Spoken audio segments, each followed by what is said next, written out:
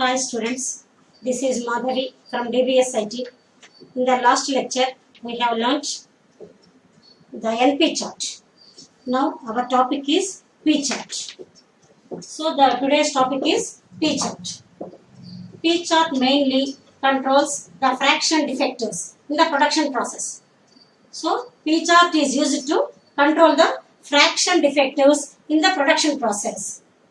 There are two types in the P chart. First one is fixed P chart. Fixed P chart. Second one is moving P chart. Moving P chart. Fixed P chart means the sample size would be equal for all samples. Equal sample size. Equal sample size. Moving P chart means different sample sizes. Different sample sizes. That means, so first fixed P chart. In the fixed P chart, we take all the samples with equal size. That means, in the first sample, if we take 5 elements, in the second sample also we have to take 5 elements. In the third sample also we have to take 5 elements. Like this. In all the samples, we have to take same number of the elements. That is the fixed P chart. Equal sample size and fixed P chart. And moving P chart means we have to take the samples with different sizes. That means, if for the first sample if you take 5 elements, for the first sample if you take 5 elements, for the second sample you may take 10 elements, for the third sample you may take 12 elements, for the fourth sample you may take 4 elements, like this. You can take any number of elements for any sample. So, you have to consider the samples with different sizes. That is moving P chart. So, in each case, how to construct the moving. So, in each case, how to construct the P chart and what is the use of this? Let us see. First, fixed P chart. In the fixed P chart, we consider some samples, sample number, number of defectives. The data may be as follows. Sample number, we will consider some samples and the number of defectives will be recorded. 1, 2, 3, 4. The number of defectives are D1, D2, D3, D4, like this. So, in the first sample there are D1 defectives. In the second sample there are D2 defectives, and like this the observations are like this. Next, proportion of defectives. Proportion of defectives. That means P1 equal to D1 by N. N is the sample size. P2 equal to D2 by N. N is same for all the samples. P3 equal to D3 by N. In this way, we will find the proportions of defectives. P1, P2, P3 and so on. After that, we have to add all the proportions. Sigma Pi. We have to add all the elements, all the proportions. Then we have to find the control limits for P chart. So, now the control limits. Control limits for the P chart. First, we have to find P bar. P bar equal to sigma Pi by K. K is number of samples. Q bar equal to 1 minus P bar. First, we have to find P bar and Q bar. P bar means sigma Pi by K. K means number of samples. How many samples you have taken? Q bar equal to 1 minus P bar. Next, control limit.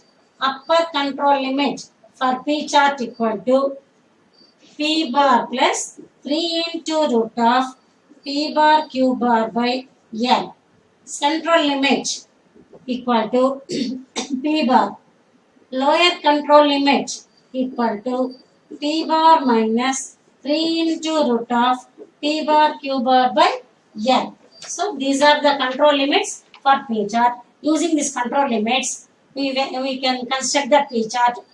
After that, we can decide whether the process is under control or not.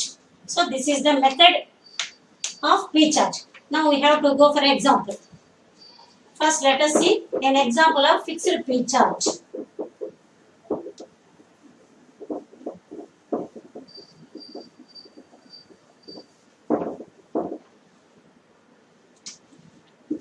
Example.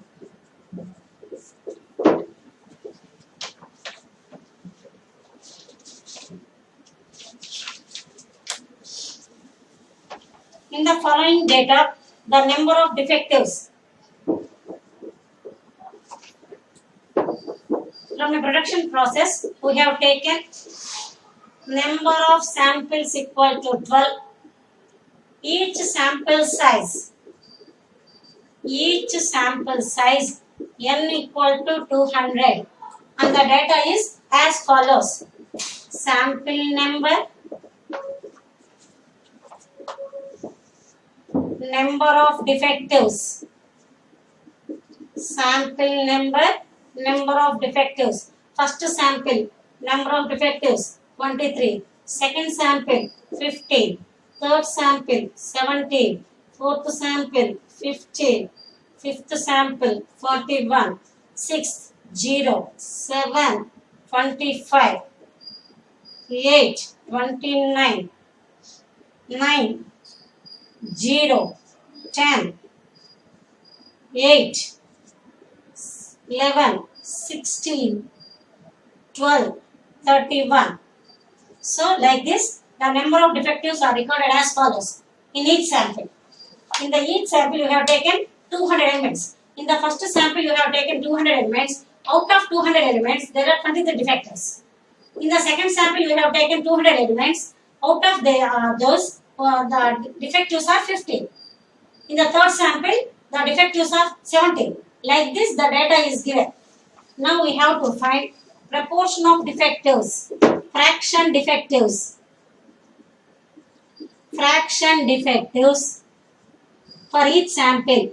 P1 equal to 23 by 200, P2 equal to 0.115, P2 equal to 15 by 200, 0.075, P3 equal to 17 by 200, 0.085. So like this we have to find all the P1, P2, P3, P4 like this, and adding all of them, sigma Pi equal to, by finding all the values like this and adding them, we will get sigma Pi equal to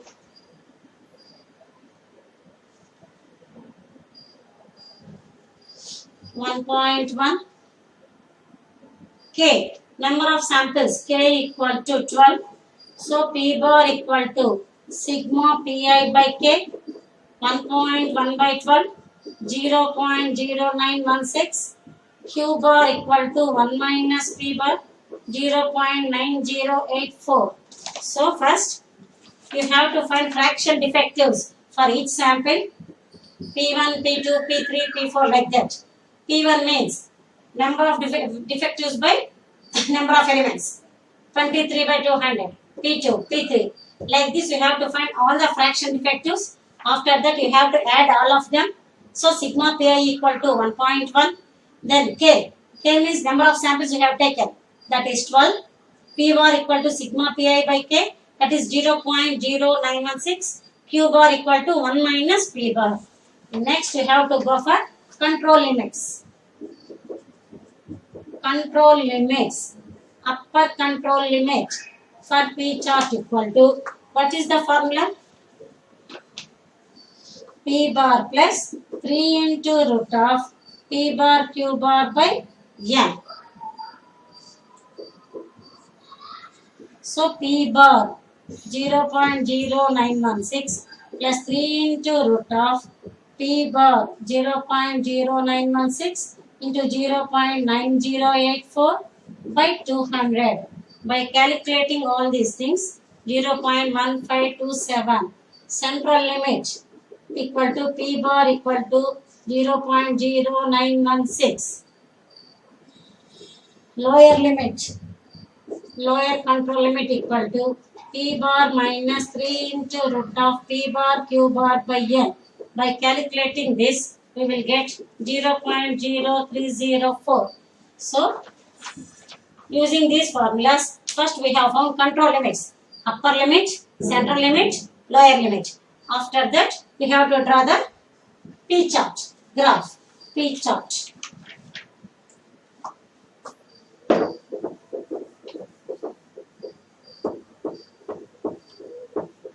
So after finding the control limits, we have to draw the P chart.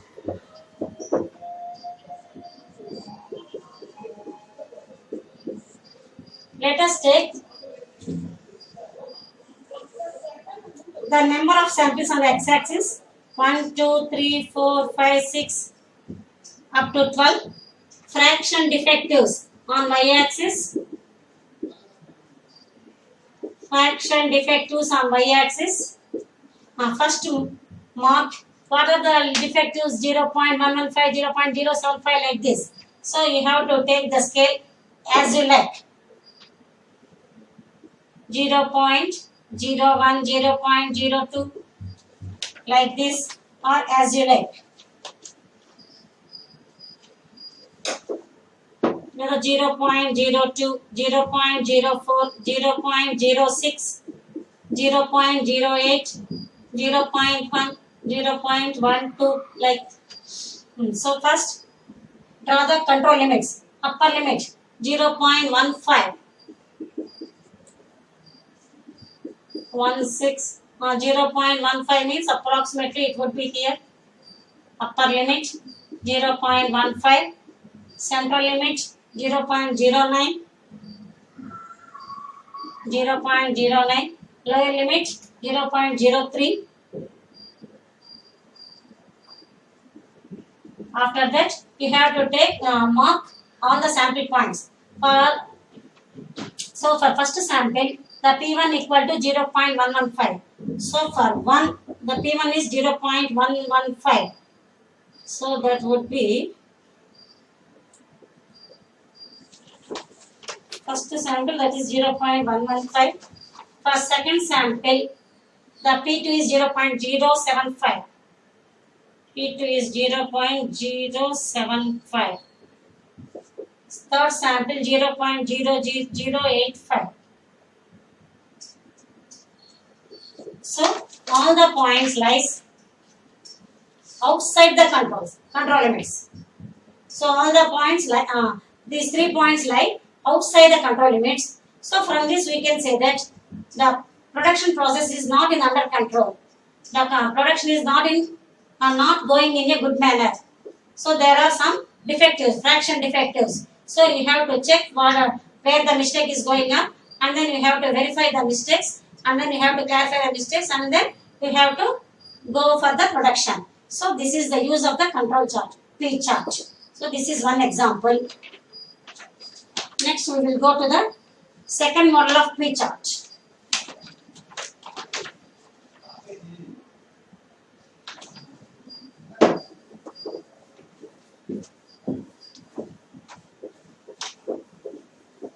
Now we will go to the second model of P chart. So what is the second model? Fixed P chart. The second model is fixed P chart. As I already told you, the second model is fixed P chart. That means in each sample we will take different sizes. So for each sample the size changes. So first, what are the observations and how to construct the fixed P chart? Let us see. Moving P chart. The second model, moving P chart, or it is called jet chart. It is called jet chart also.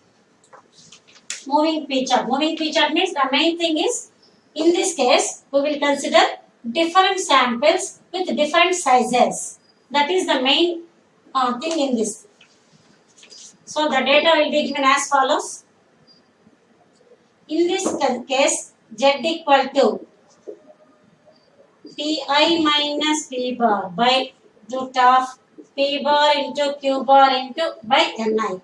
So, first, what are the given data and how the Z will be calculated? First, given data. Sample number, sample size,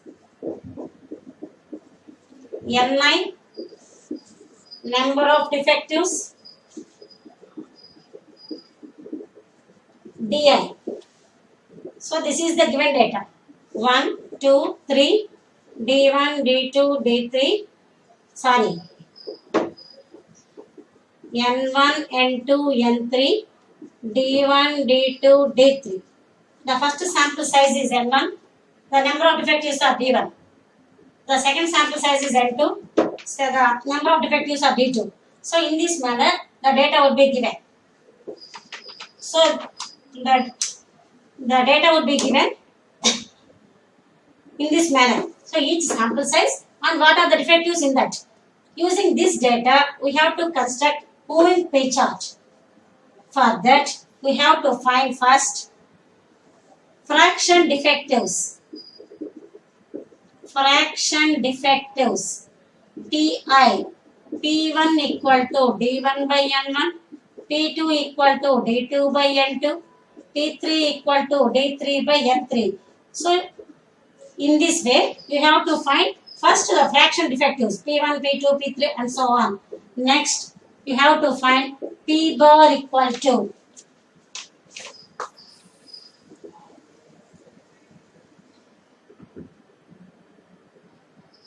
sigma Di by sigma Ni. Q bar equal to 1 minus P bar. So P bar equal to sigma Di by sigma Ni. Q bar equal to 1 minus P bar. After that, you have to find the Z value for each sample. First, you have to find fraction defectives. After that, P bar and Q bar. And then you have to go for Z value for each sample.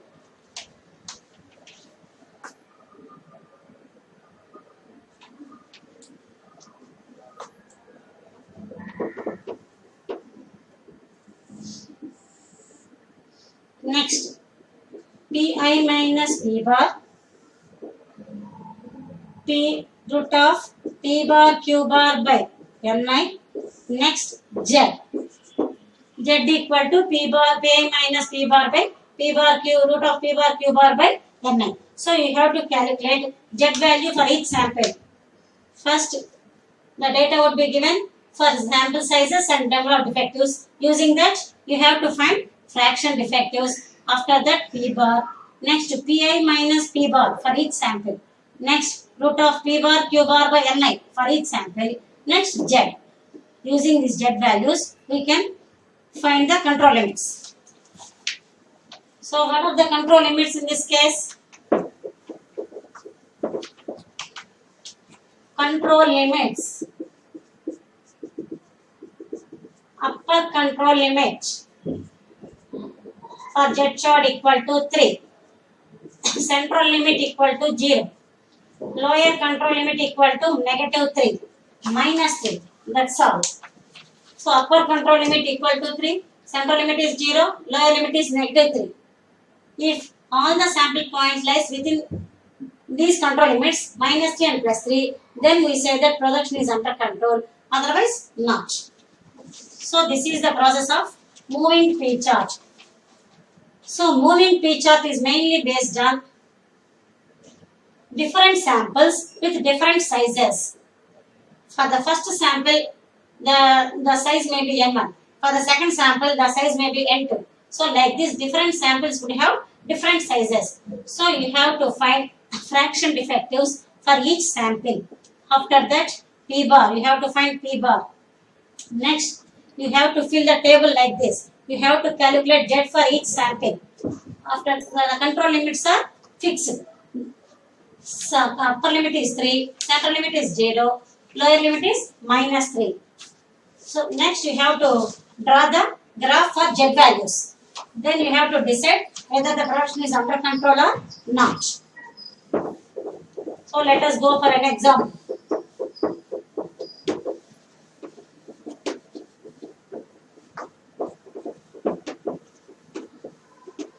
Let us go for an example.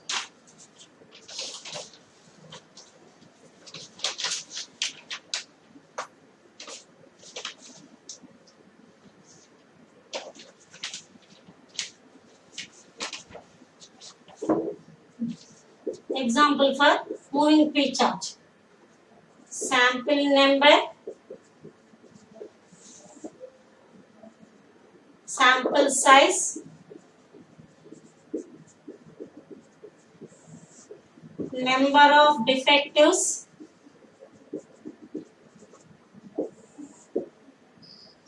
one, two, three, 4, 5, 6, 7, 8, 9, 10.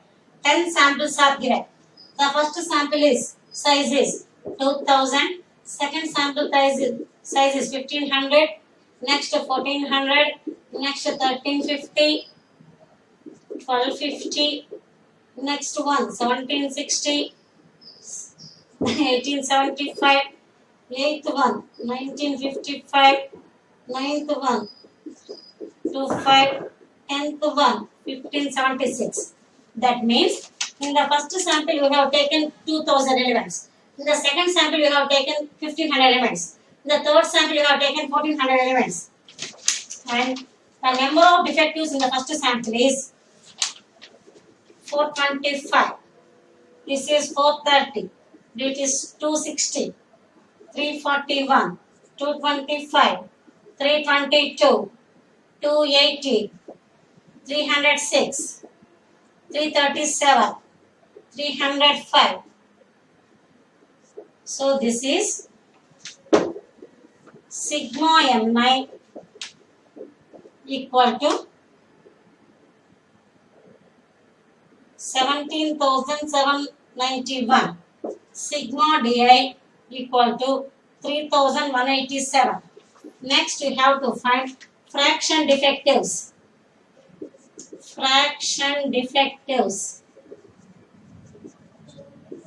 P1 equal to 425 by 2000. Like this 0.2125. P2 equal to 430 by 1500. P2 equal to 0.2866. P3 equal to 0.1543. P4 equal to 0.2525. Like this you have to find all the fraction defectives, and next first we have to find P bar sigma di by sigma ni, that is equal to 0.179. Next Q bar 1 minus P bar 0.821. Next Pi minus P bar. So this Pi minus P bar. Pi 0.2125 minus 0.179. That is 0.0335. 0.1076 minus 0.0257. So like this you have to calculate Pi minus P bar for each sample. Pi means this proportion minus P bar 0.2525 minus 0.179. 0.0735. Next root of P bar Q bar by Ni. Root of P bar into Q bar by Ni 2000. 0.0085, 0.0098, 0.0102, 0.0104. Next we have to find Z value. Pi minus P bar by root of P bar Q bar by Ni. So Pi minus P bar by this value. By dividing these two terms, that is 3.855, 10.97 minus 2.45, 7.067. So like this you have to find the Z values for each sample. So this is the moving P chart. Sample number, sample size, number of defectives, fraction defectives, Pi minus P bar, put of P bar Q bar by Ni, and then Z value. So from this we can say that the production is under control or not. Here, let us take these 4 examples, 4 samples. So 0, upper limit 3, Z values on x-axis, sample number on x-axis and Z values on y-axis. 1, 2, 3, 4, 5, it's like this. First sample, what is the Z value? 3.855, approximately above 3. 10 point, above 3, minus 2 point. So up to here, 7 point, this is also above 3. So from the first 4 samples, we can say that the sample points lie outside the control limits. From these 4 samples, we can say the sample points lie outside the control limits. So we can say that the production is not in under control. The production is not in under statistical control. So the production, there are some mistakes in production process. So using this Z chart, we can say that the production is in a good manner or not. This is the use of Z chart. Thank you, students.